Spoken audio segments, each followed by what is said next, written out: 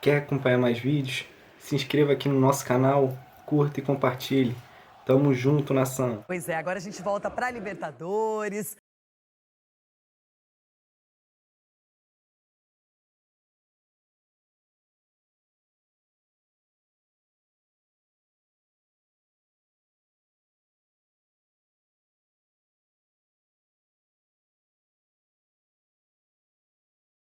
No comando, 2 derrotas e 2 vitórias.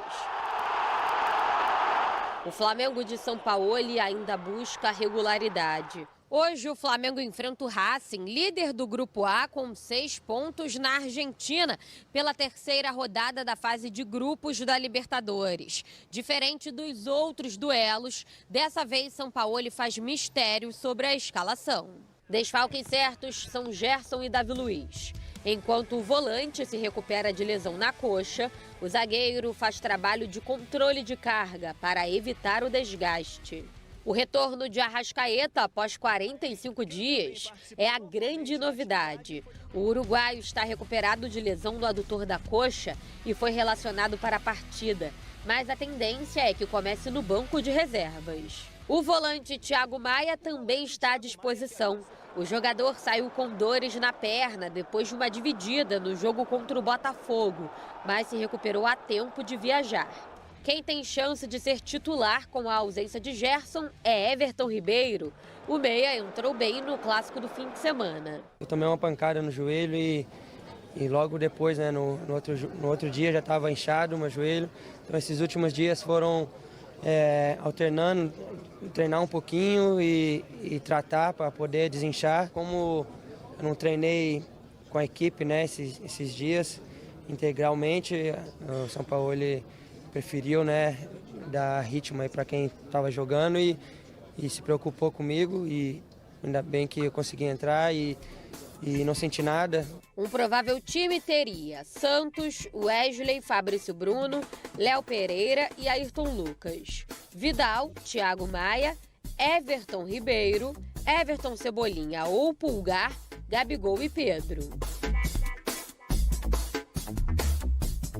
Apesar da instabilidade da equipe, os jogadores foram muito bem recebidos na Argentina. O atacante Gabigol não vive boa fase. Já são 15 jogos sem balançar a rede com a bola rolando. O camisa 10 recebeu apoio da torcida em Buenos Aires. Acabou o amor!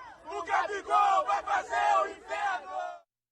Quando esse Grupo A foi definido, Denilson, a gente imaginava que o Racing e o Flamengo já se classificariam, não teriam problemas. Aí o Mengão perde para o Alcas, mas enfim, o Nublense ganha do Alcas. O grupo está embolado, mas eu ainda acredito que essas duas equipes seguirão na Libertadores.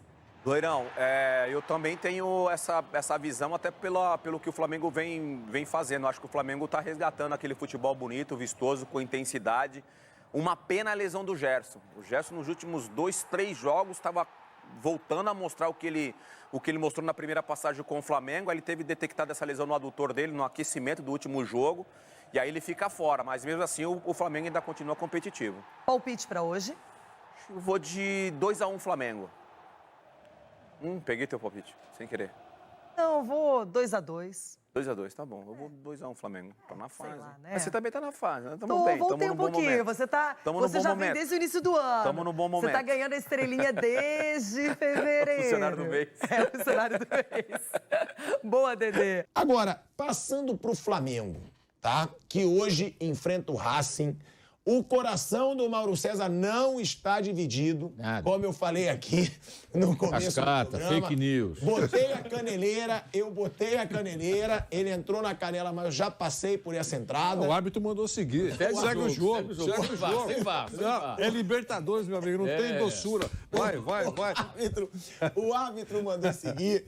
Agora, Mauro César Pereira, com a análise do jornalista, o que falar desse Racing que vai enfrentar o Flamengo hoje em casa pela Libertadores? Que a gente sempre diz, né, até pela tradição, que seria o adversário mais difícil.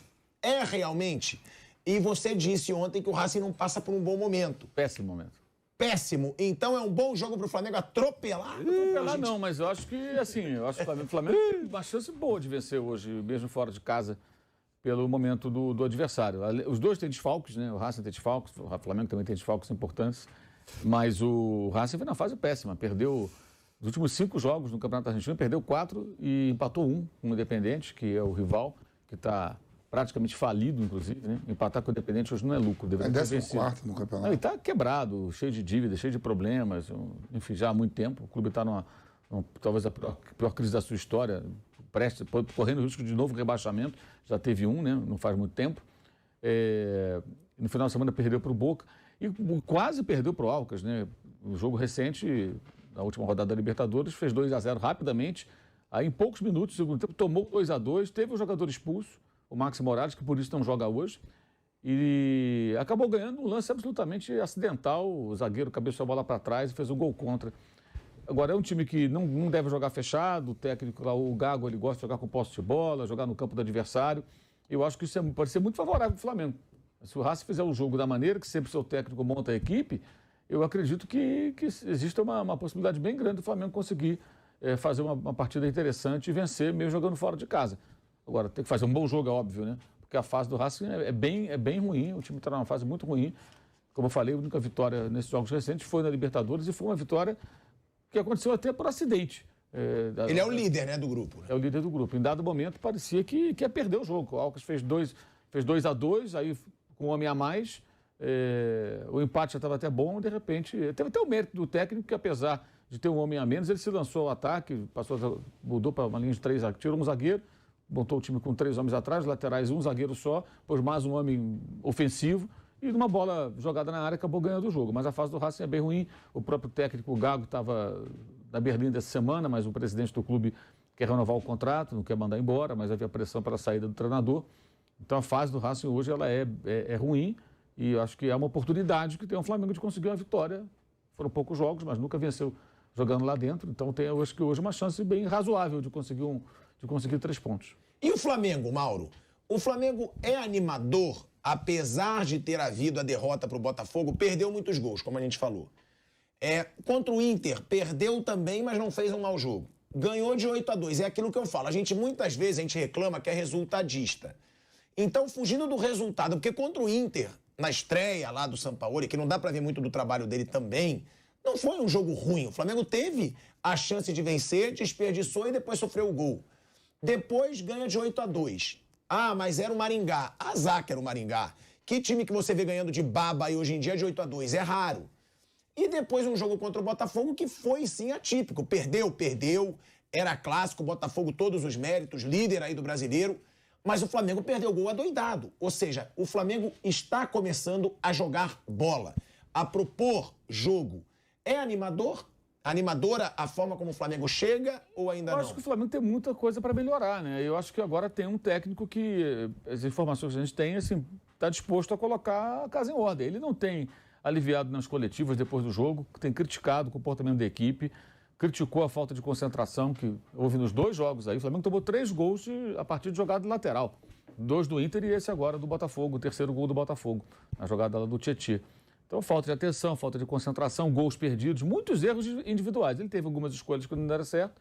Eu imagino que ele comece a filtrar melhor aí as suas opções diante de algumas escolhas que ele fez que não foram bem sucedidas, mas assim, o time tem muita coisa para melhorar. Eu acho que a perspectiva é boa, porque você tem um bom técnico, tem bons jogadores e ele parece que, ao contrário do que o Vitor Pereira fez, que tentou ser mais político no começo ali, bem diferente do Vitor Pereira do Corinthians, né, e de outras passagens por outros clubes, ele foi bem mais polido ali no trato com o São Paulo. Não está indo na canela, como você diz, mas também não está passando mal na cabeça de ninguém.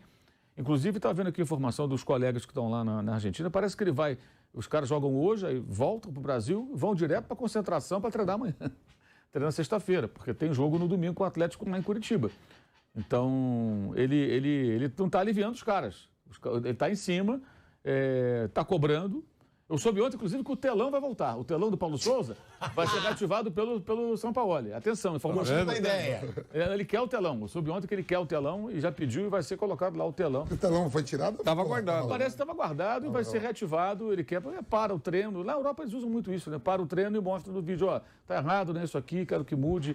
Enfim, virou meio que alvo de piada, porque as pessoas gostam de fazer meme, mas, de fato, é uma coisa que pode ser bem utilizada. Legado do Paulo Souza, né? Tem vários legados do Paulo Souza, né? Claro. Por exemplo, o Lázaro foi vendido, foi ele que lançou, se não fosse ele. O João Gomes se firmou como titular, né? Foi vendido também, bem vendido pelo Flamengo, por uma boa grana. É a melhor campanha na fase de grupos da Libertadores da história do clube, foi com o Paulo Souza. A gratidão. Aí é brincadeira. Aí ele quer que eu entre na panela. Aí não. O Paulo Souza, aliás, não deixou o Nápoles ser campeão. Não deixou o Nápoles ser campeão no fim de semana. Está tirando a Salernitana do risco de rebaixamento. Os últimos 9 jogos não perdeu. Já é ídolo lá. Ídolo máximo.